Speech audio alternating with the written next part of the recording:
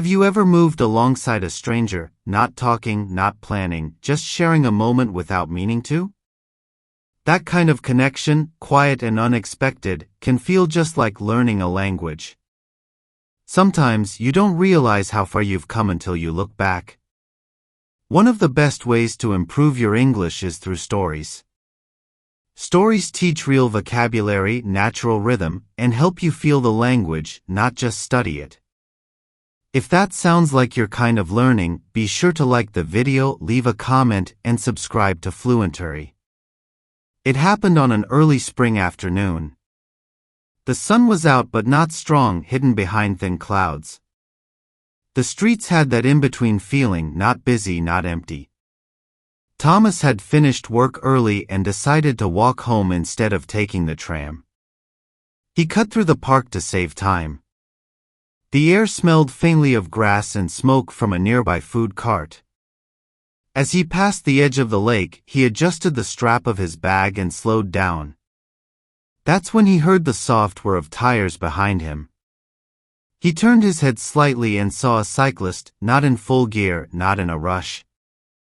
Just a man on a simple black bike, maybe in his 40s, wearing a dark coat and gray scarf. Their eyes met for a second. The cyclist nodded. Thomas nodded back. The man didn't speed up. He pedaled gently, matching Thomas's pace, just a few feet away on the paved path beside him. For a while, neither of them said anything.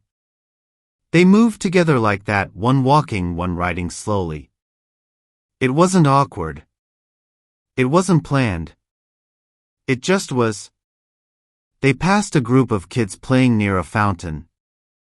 The cyclist smiled. "A beautiful day," he said. Thomas nodded. "Feels like spring is finally here." "Yeah, about time," the man replied, his voice calm. They kept going. Thomas looked at the man's bike, nothing fancy.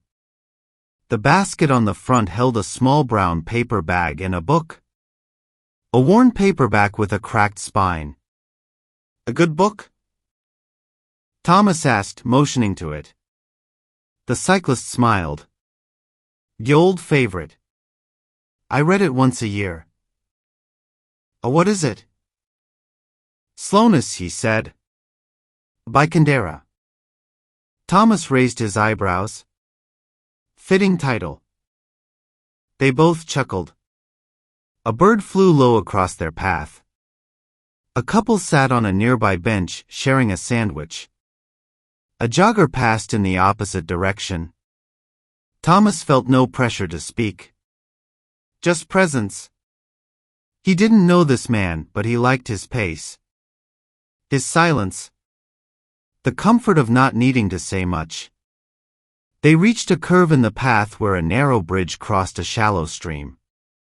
The cyclist slowed even more. "Which way are you headed?" he asked. "Up the hill," Thomas replied, pointing left. "I go straight," said the man. "Thanks for the company." Thomas smiled. "Likewise." The cyclist looked at him once more, then pedaled ahead. He didn't go fast. Just continued on, gradually fading into the distance. Thomas stood for a moment at the fork. He looked back once, then turned left.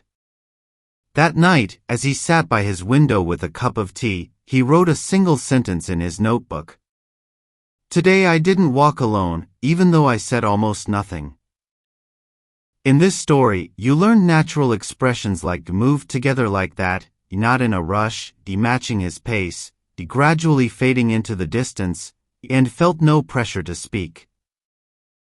These help you describe real-life moments with subtlety and fluency. You also saw how simple past tense and casual dialogue create a peaceful narrative rhythm. We post new stories every day to help you learn English through feeling, not force. Like this video, subscribe to Fluentory, and tell us in the comments, have you ever shared a quiet moment with a stranger? See you in the next video.